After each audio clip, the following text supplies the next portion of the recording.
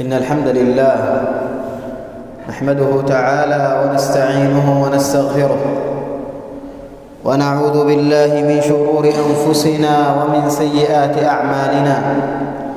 من يهده الله فلا مضل له ومن يضلل فلا هادي له، وأشهد أن لا إله إلا الله وحده لا شريك له، وأشهد أن محمدًا عبده ورسوله وصفيه من خلقه وخليله.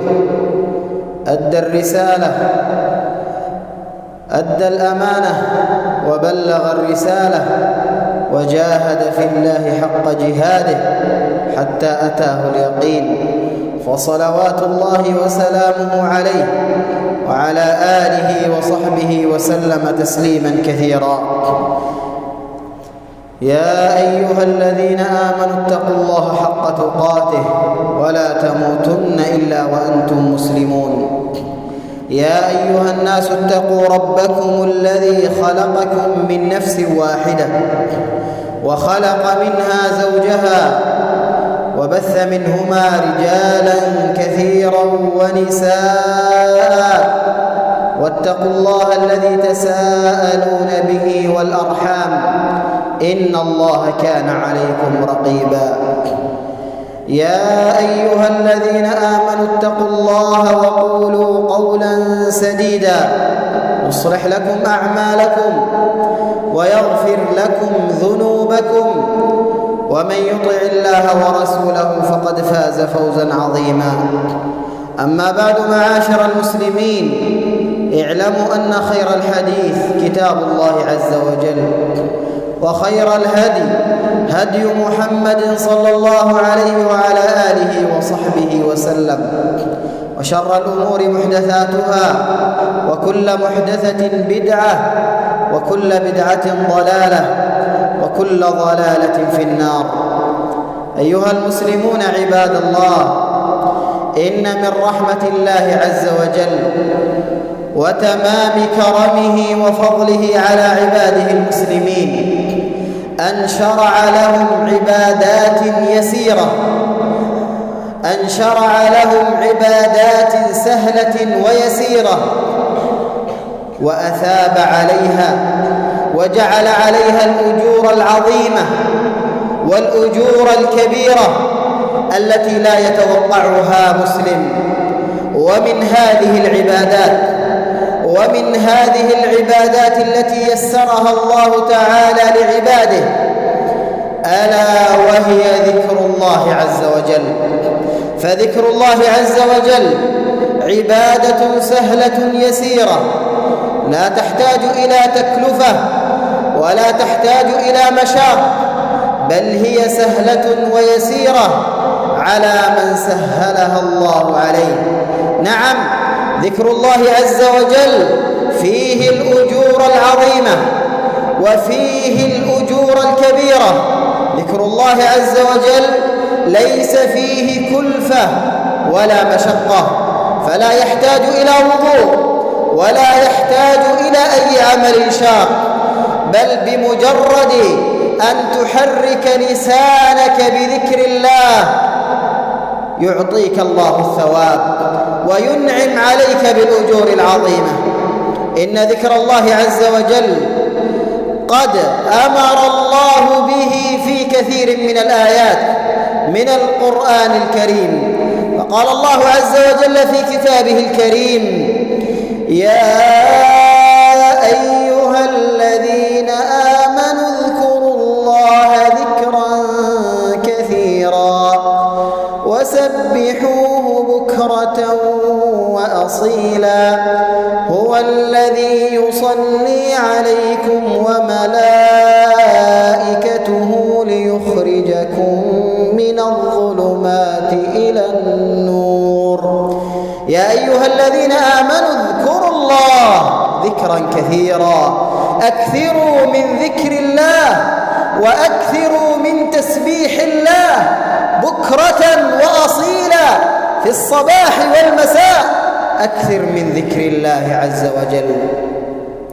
وقد أمر الله عز وجل بذكره حتى في حالة القتال وفي حالة اشتباك المسلمين مع المشركين إذا حمي الوطيس في المعركة، في ذلك الوقت الذي تزهق فيه الأرواح وتسفك فيه الدماء وتتلاشى فيه الأبدان، أمر الله عز وجل عباده المسلمين بذكره وحثهم على ذكره، فقال الله عز وجل في كتابه الكريم: يا أيها الذين آمنوا إذا لقيتم فئة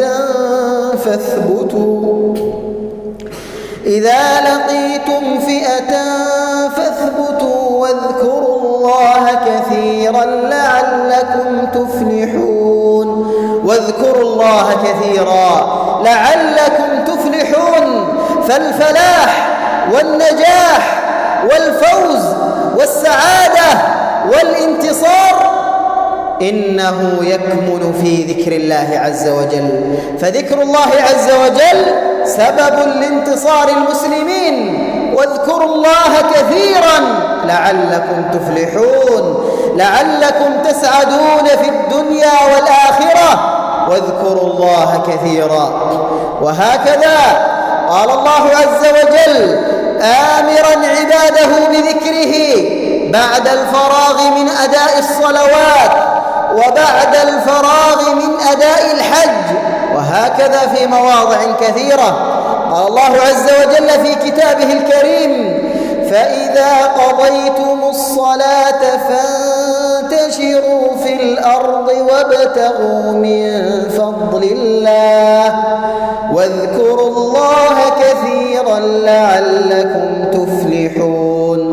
إذا قضيتم صلاتكم وأديتموها وبدأتم تنتشرون في الأرض، تسعون في هذه الأرض، تبتغون الرزق، فأكثروا من ذكر الله عز وجل وأنتم في أعمالكم وأنتم في مشاغلكم، أكثروا من ذكر الله عز وجل. وقال الله عز وجل في كتابه الكريم: فإذا قضيتم مناسككم، أي انتهيتم من مناسك الحج، فاذكروا الله كذكركم آباءكم أو أشد ذكرا. اذكروا الله عز وجل في كل أوقاتكم وفي كل أحوالكم. وهكذا لما كان ذكر الله عز وجل فيه الأجور العظيمة، كان الشيطان هو العدو الأكبر الذي يريد أن يصد المسلمين عن ذكر الله عز وجل ويلهيهم ويشغلهم عن ذكر الله عز وجل، لأن الشيطان لا يريد للمسلم الخير، لا يريد للمسلم النجاح، بل يسعى جاهدا لأن يضله ويغويه.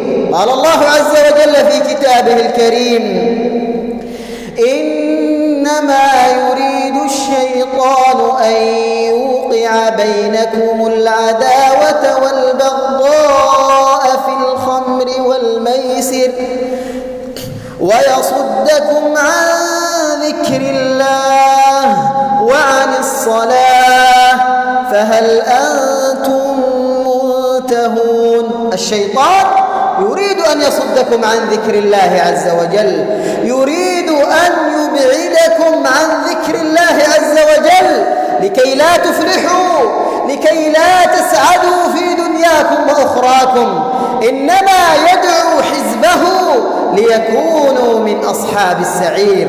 فالشيطان يصد المسلم عن ذكر الله وعن أداء العبادات، فالحذر من إغواء الشيطان ومن اتباع خطوات الشيطان.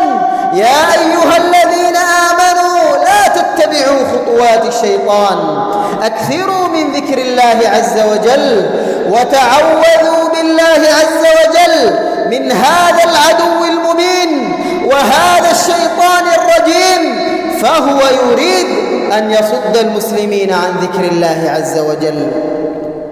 أيها المسلمون، إن ذكر الله عز وجل قد امتدح الله تعالى به عباده، فوصف عباده المؤمنين بأنهم يكثرون من ذكره. قال الله عز وجل في كتابه الكريم: في بيوت أذن الله أن ترفع ويذكر فيها اسمه يسبح له فيها بالغدو والآصال رجال لا تلهيهم تجارة ولا بيع عن ذكر الله. لا تلهيهم التجارة ولا تلهيهم الدنيا ولا تلهيهم الأموال عن ذكر الله عز وجل، فذكر الله عز وجل حاضر في قلوبهم، حاضر في قلوبهم دائما. رجال لا تلهيهم تجارة ولا بيع عن ذكر الله، فهم يتجرون ويبتغون الرزق لكنهم يذكرون الله عز وجل. إذن أيها المسلمون، الحذر من الغفلة، لا نغفل عن ذكر الله. إياك أيها المسلم أن تغفل عن ذكر الله، بل اجعل لسانك رطبا بذكر الله عز وجل، اجعله دائما كثير الذكر لله عز وجل. ولذلك حذر الله المسلمين من أن تشغلهم الأموال وأن تشغلهم الأولاد عن ذكر الله عز وجل، فقال الله عز وجل في كتابه الكريم: يا أيها الذين آمنوا لا تلهكم أموالكم ولا أولادكم عن ذكر الله ومن يفعل ذلك فأولئك هم الخاسرون. لا تلهكم، لا تشغلكم، لا تقطعكم عن ذكر الله عز وجل، لا تشتغلوا بالأموال والأولاد عن ذكر الله عز وجل. نعم، من حقك أن تحب ولدك وأن ترحم ولدك، ومن حقك أن تبتغي المال وأن تتاجر للحصول على المال، لكن لا يشغلك عن ذكر الله ولا يلهك عن ذكر الله عز وجل. لا تلهكم أموالكم ولا أولادكم عن ذكر الله عز وجل. نعم، وتوعد الله عز وجل الذين ينشغلون عن ذكر الله عز وجل بالأموال والأولاد بالخسارة، ومن يفعل ذلك فأولئك هم الخاسرون، أي من يشغله ماله وولده عن ذكر الله فهو من الخاسرين الذين خسروا الدنيا والآخرة. فإياك أيها المسلم أن تكون من هذا الصنف، إياك أن تكون من الذين تشغلهم أموالهم وأولادهم عن ذكر الله حتى تكون من الفائزين وحتى تكون من الناجين من عذاب الله. لا تلهكم أموالكم ولا أولادكم عن ذكر الله. وهكذا قال الله عز وجل، توعد الله عز وجل الذين قلوبهم قاسية عن ذكر الله عز وجل وغافلة عن ذكر الله عز وجل، توعدهم بالويل. قال الله عز وجل: فويل للقاسية قلوبهم من ذكر الله. فويل للقاسية قلوبهم من ذكر الله. أين قلوبهم من ذكر الله؟ لماذا قست من ذكر الله؟ توعدها الله عز وجل بالويل، فاحذر أن يكون قلبك أيها المؤمن قاس من ذكر الله عز وجل. ولذلك يقول الله عز وجل في كتابه معاتبا لعباده المؤمنين: ألم يأن للذين آمنوا أن تخشع قلوبهم من ذكر الله بالحق ولا يكونوا كالذين أوتوا الكتاب من قبل فطال عليهم الأمد فقست قلوبهم وكثير منهم فاسقون. ألم يأن للذين آمنوا ألم يأتي الوقت ألم يحن الوقت لأن تخشع قلوب المؤمنين من ذكر الله عز وجل ولا يكونوا كالذين أوتوا الكتاب من قبل، لا يكونوا كاليهود ولا النصارى الذين قست قلوبهم من ذكر الله، أصبحت قلوبهم قاسية عن ذكر الله عز وجل، أغواهم الشيطان عن ذكر الله. فاحذر أيها المسلم أن تتشبه باليهود والنصارى وأن يكون قلبك قاس عن ذكر الله عز وجل. نعم، إياك وقسوة القلب، اذكر الله عز وجل، أكثر من ذكر الله عز وجل، ففي ذكر الله عز وجل تلين القلوب وتصبح القلوب لينة رقيقة وجلة خائفة بذكر الله عز وجل. وقد جعل الله عز وجل من صفات المنافقين أنهم لا يذكرون الله عز وجل وأنهم ينسون ذكر الله عز وجل. قال الله عز وجل في كتابه الكريم: استحوذ عليهم الشيطان فأنساهم ذكر الله. استحوذ عليهم الشيطان فأنساهم ذكر الله. أولئك حزب الشيطان ألا إن حزب الشيطان هم الخاسرون. استحوذ عليهم الشيطان، أغواهم الشيطان حتى نسوا ذكر الله عز وجل. هؤلاء المنافقين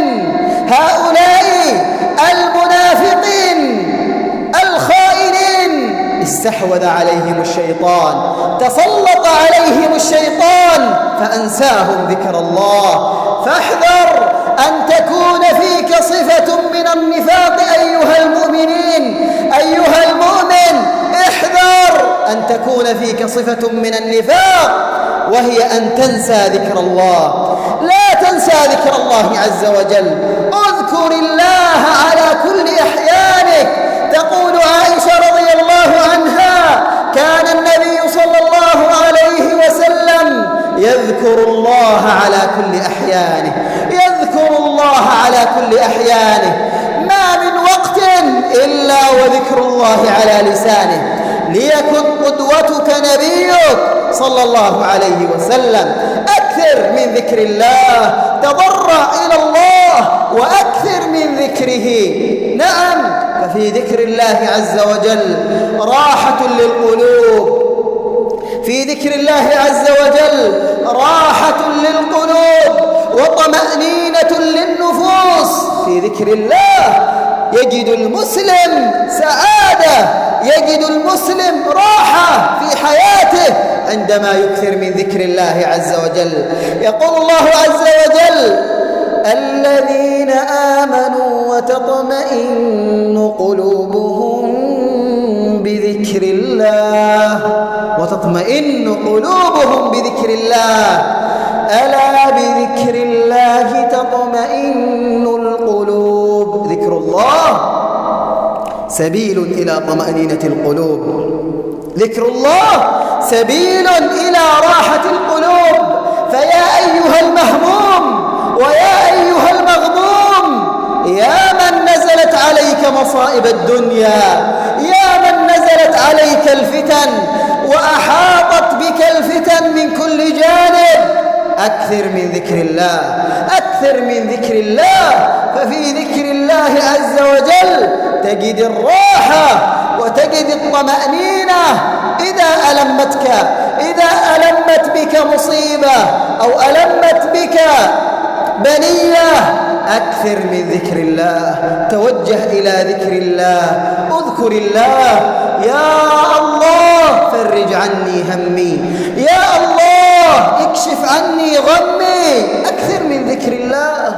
توسل إلى الله، توسل بالدعاء إلى الله عز وجل، أكثر من الدعاء، أكثر من ذكر الله عز وجل. ذكر الله أكبر من كل شيء، ذكر الله أكبر من هذه المصائب، أكبر من هذه الفتن. ذكر الله يريح المسلم. الله عز وجل يقول في كتابه الكريم: ولذكر الله أكبر، ولذكر الله أكبر والله يعلم ما تصنعون. ذكر الله أكبر من كل شيء. يا أيها المسلم توجه إلى ربك، أكثر من ذكره سبحانه وتعالى. قلت ما سمعتم وأستغفر الله لي ولكم فاستغفروه إنه كان غفارا.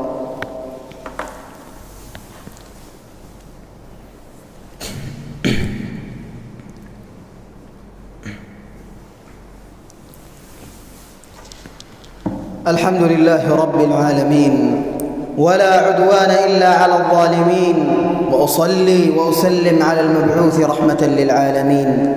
أيها المسلمون، إن الله عز وجل قد توعد عباده الذاكرين له بالمغفرة والأجر العظيم، بالمغفرة والأجر العظيم. فالذين يذكرون الله لهم المغفرة ولهم الأجر العظيم. قال الله عز وجل في كتابه الكريم: والذاكرين الله كثيرا والذاكرين الله كثيرا والذاكرات. ماذا أعد الله لهم؟ أعد الله لهم مغفرة وأجرا عظيما. نعم، لهم المغفرة. فيا من أكثرت من الذنوب والمعاصي، كلنا ذاك العبد المقصر، ذاك العبد المذنب، ولكن ذكر الله فيه تكفير للسيئات، ذكر الله فيه مغفرة للذنوب. أعد الله لهم مغفرة. أيها المسلم، أنت إذا أكثرت من ذكر الله مغفرة الله تنتظرك في الآخرة، مغفرة الله ورحمة الله تنتظرك في الآخرة، الجنة تنتظرك في الآخرة. أعد الله لهم مغفرة وأجرا عظيما. وهكذا روى الإمام مسلم في صحيحه من حديث أبي هريرة رضي الله عنه أن النبي صلى الله عليه وسلم قال: سبق المفردون. قالوا: يا رسول الله، ومن المفردون؟ من هؤلاء الذين وصفتهم؟ ومن المفردون؟ قال عليه الصلاة والسلام: الذاكرين الله كثيرا والذاكرات. الذاكرين الله كثيرا والذاكرات هم الذين يسبقون غيرهم في الدنيا والآخرة، فهم يسبقون في دخول الجنة لأنهم أكثروا من ذكر الله عز وجل. نعم، سبق المفردون، أي سبقوا في دخول الجنة، وسبقوا لنيل مغفرة الله، وسبقوا لنيل رضوان الله عز وجل. سبق المفردون. أيها المسلمون، إن ذكر الله عز وجل من أفضل الأعمال، بل ومن أزكاها عند الله. ذكر الله من أزكى الأعمال عند الله. ذكر الله من أسباب رفع الدرجات. ذكر الله خير من إنفاق الذهب. ذكر الله خير من إنفاق الذهب والفضة. ذكر الله أعظم من الجهاد في سبيل الله، أعظم من الجهاد في سبيل الله. جاء عند الإمام أبي داود من حديث أبي الدرداء رضي الله عنه أن النبي صلى الله عليه وسلم قال: ألا أنبئكم بخير أعمالكم؟ ألا أنبئكم أي ألا أخبركم بخير أعمالكم وأزكاها عند مليككم؟ وأرفعها في درجاتكم، وخير لكم من إنفاق الذهب والورق هي الفضة، وخير لكم من أن تلقوا عدوكم فتضربوا أعناقهم ويضربوا أعناقكم. قالوا بلى يا رسول الله، قالوا بلى يا رسول الله، دلنا على هذا العمل الذي إذا فعلناه كان لنا هذه الأجور العظيمة التي ذكرتها. بلى يا رسول الله. فقال عليه الصلاة والسلام: ذكر الله، ذكر الله، ذكر الله فيه رفعة للدرجات، ذكر الله من خير الأعمال، ذكر الله خير من إنفاق الذهب والورق. جاء عن أحد السلف رحمه الله تعالى قال: لو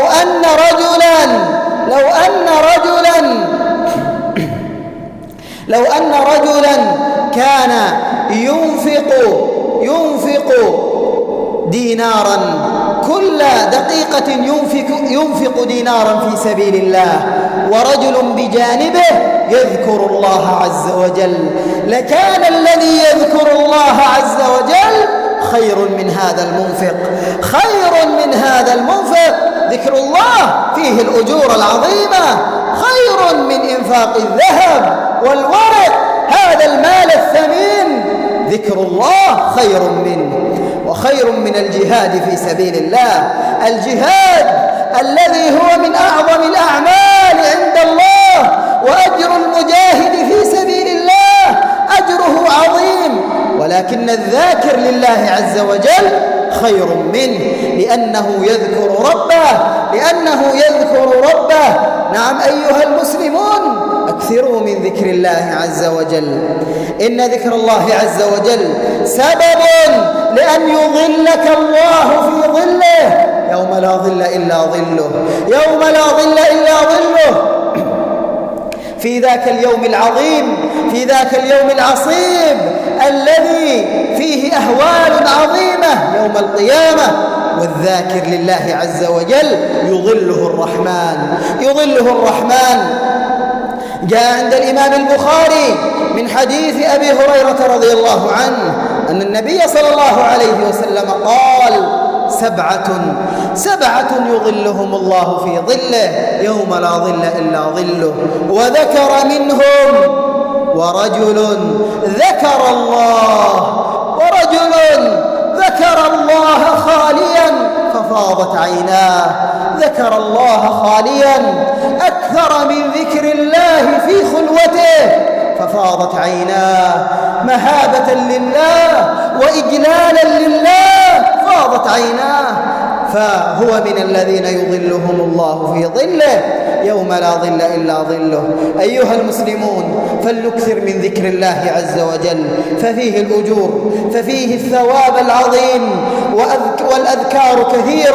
والأذكار كثيرة، منها الإكثار من قول سبحان الله وبحمده، سبحان الله وبحمده، أكثر من قول سبحان الله والحمد لله ولا إله إلا الله والله أكبر.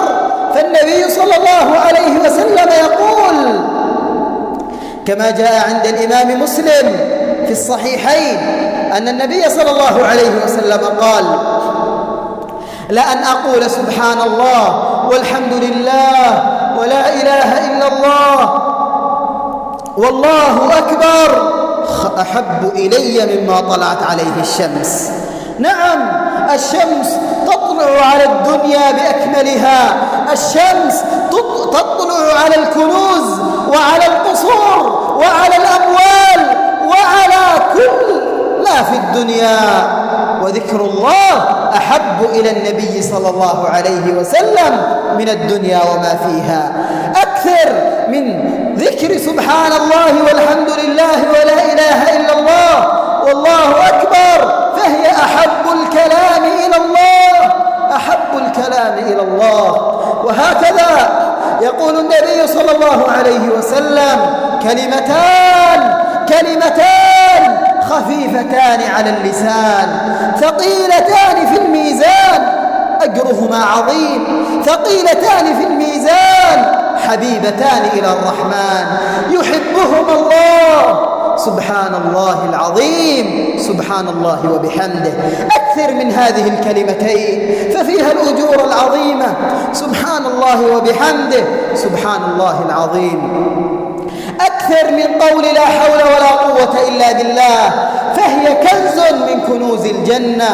فقد جاء من حديث أبي موسى الأشعري رضي الله عنه في الصحيحين أن النبي صلى الله عليه وسلم قال له: يا عبد الله بن قيس، يا أبا موسى، ألا أدلك على كنز من كنوز الجنة؟ قلت: بلى يا رسول الله. قال: لا حول ولا قوة إلا بالله، كنز من كنوز الجنة. أكثر من هذه الأذكار. النبي صلى الله عليه وسلم يقول: من قال سبحان الله وبحمده في يوم 100 مرة غفرت ذنوبه وإن كانت مثل زبد البحر. أكثر من سبحان الله وبحمده. انظر إلى الأجر العظيم. انظر، لو كانت ذنوبك مثل زبد البحر غفر الله لك. نعم، أكثر من هذه الأذكار. أكثر، حافظ على أذكار الصباح والمساء. أكثر، حافظ على أذكار الصباح والمساء. اجعل لسانك رطبا بذكر الله. اذكر الله عز وجل وأنت ماشي، وأنت قاعد، وأنت في عملك، وأنت في مزرعتك، وأنت في دكانك. أكثر من ذكر الله عز وجل. نعم، أكثر من ذكر الله عز وجل. أسأل الله عز وجل بمنه وكرمه وجوده وإحسانه أن يجعلني وإياكم من الذاكرين له. اللهم اجعلنا من الذاكرين، اللهم اجعلنا من الذاكرين الشاكرين المنيبين. اللهم اجعلنا هداة مهتدين غير ضالين ولا مضلين. اللهم ارحم إخواننا، اللهم ارحمنا برحمتك. اللهم اغفر لنا ذنوبنا كلها، دقها وجلها، كبيرها وصغيرها، ما علمنا منه وما لم نعلم. اللهم إنا نستغفرك إنك كنت غفارا فأرسل السماء علينا مدرارا. اللهم اغفر لنا وارحمنا وتب علينا وتجاوز عن سيئاتنا. اللهم كن لإخواننا المسلمين المستضعفين في فلسطين، اللهم كن لهم خير ناصر وخير معين. اللهم عجل بفرجهم، اللهم عجل بنصرهم. اللهم عليك باليهود، اللهم عليك باليهود المعتدين، اللهم عليك باليهود الغاصبين. اللهم أخرجهم من الأرض المقدسة أذلاء صاغرين يا قوي يا متين. والحمد لله رب العالمين، وصلى الله وسلم على نبينا محمد وعلى آله وصحبه أجمعين.